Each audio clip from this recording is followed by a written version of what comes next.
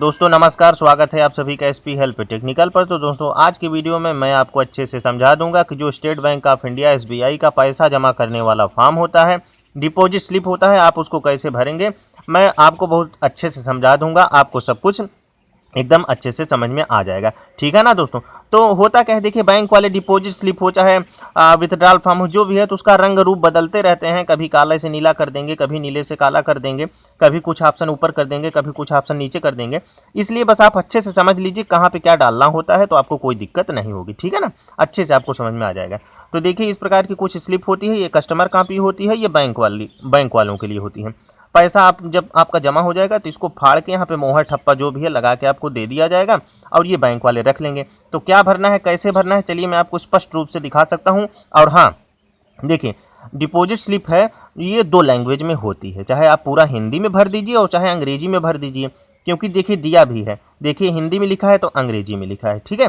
तो आप चाहे हिंदी वाले में भर रहे हैं तो सब जगह हिंदी में भरिए, अंग्रेजी वाले में भर रहे हैं तो सब जगह अंग्रेजी में भरिए, ठीक है। कोई एक भाषा चुन सकते हैं, ठीक। तो चलिए मैं आपको दिखा देता हूँ, देखिए आपको अच्छे से स्पष्ट रूप से अच्छे से समझ में आए। देखिए अब आपको देखिए यहाँ ब्रांच का मतलब नाम लिखना है, पैसा जमा कहाँ हो रहा है उस ब्रांच का नाम लिखिए। उसके बाद डेट लिख दीजिए, 2 तारीख है, 9वां महीना है 2021। तो इस हिसाब से आप अच्छे से डेट डाल दीजिए, कटपिट नहीं होना चाहिए, साफ सुथरे से भरें, ठीक है। अब उसके बाद देखिए यहाँ पे खाते का प्रकार लिखा है, जो आपका प्रकार हो उस पर आप टिक मार दीजिए, ठीक है। कोई जरूरी नहीं है टिक मार्क मारना हो ना, कोई दिक्कत नहीं है। मेन चीज होता है आपका अकाउंट नंबर, नाम, पैसे का जो आप कितना जमा कर रहे हैं वो सब चीजें अच्छे से लिखी होनी चाहिए, ठीक है ना। तो चलिए यहाँ पे मान लीजिए आपका बचत खाता है तो बचत खाता पे हमने टिक मार दिया। अब यहाँ पे खाता संख्या आपको अच्छे से साफ सुथरा लिख देना है। तो खाता संख्या लिख दिया जिस अकाउंट में पैसा जमा होना है। और खाते में जमा के लिए मतलब किसके अकाउंट में पैसा जमा हो रहा है, तो मान लीजिए मेरा खाता है, मेरा अकाउंट नंबर है, तो मेरा नाम लिख दिया मैंने सत्यम पांडे, क्योंकि मेरे खाता में ही पैसा जमा हो रहा है। अब उसके बाद यहाँ पे देखिए खाते में नगद जमा, कितना आपने जमा किया, हम 2000 रुपये जमा कर रहे हैं तो 2000 मात्र, ऐसे साइन लगा दिया 2000 लिखने के बाद, ठीक। अब उसके बाद यहाँ देखिए कुल जमा टोटल भी कितना है, 2000 रुपये ही है, तो 2000 मात्र फिर से लिख दिया। अब उसके बाद यहाँ पे फिर से देखिए शब्दों में लिखना है, तो फिर से हमने शब्दों में लिख दिया 2000 मात्र, मात्र लगाना ना भूलें, ठीक है। अब उसके बाद देखिए यहाँ पे आपको कुछ छेड़छाड़ नहीं करनी है, कार्यालय प्रयोग के लिए यहाँ पे आपने इतना भर दिया। अब यही सब जानकारी आप इधर भी भर दीजिए। देखिए फिर से ब्रांच का नाम सरदार रोड, दिनांक वही है जो वहाँ पे भरा, ठीक है, 2/9/2021। उसके बाद खाता संख्या, फिर से हमने खाता संख्या भर दिया। अब उसके बाद खाते में जमा के लिए किसके खाते में, फिर से सत्यम पांडे नाम लिख दिया। अब उसके बाद यहाँ पे क्या दिया है, फिर से देखिए क्या लिखा है, खाते में नगद जमा कितना जमा हो रहा है, 2000 मात्र। फिर से कितना कुल जमा मतलब कितना टोटल कितना है, 2000 ही है, फिर से 2000 यहाँ पे लिख दिया।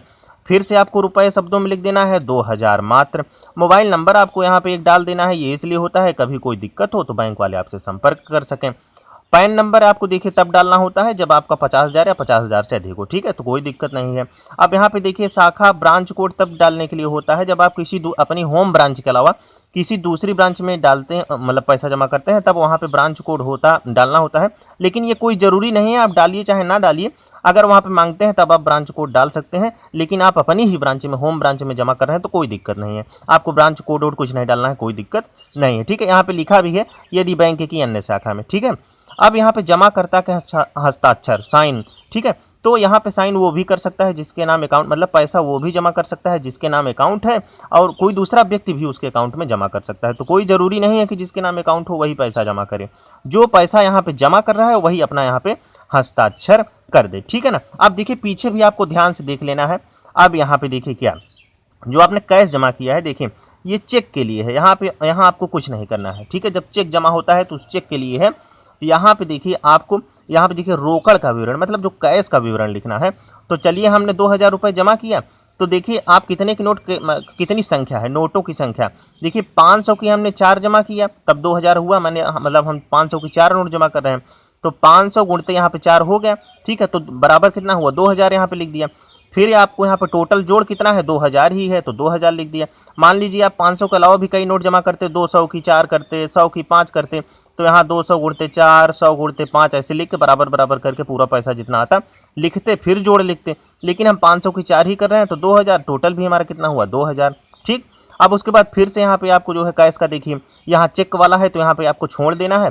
और यहाँ पे देखिए फिर आप ध्यान से देख लीजिए ये कैश के लिए है, तो 500 गुणते फिर हमने वही 4 नोट किया है, तो 500 गुणते 4 2000, फिर टोटल यहाँ पे हमने 2000 लिख दिया। ठीक है ना दोस्तों।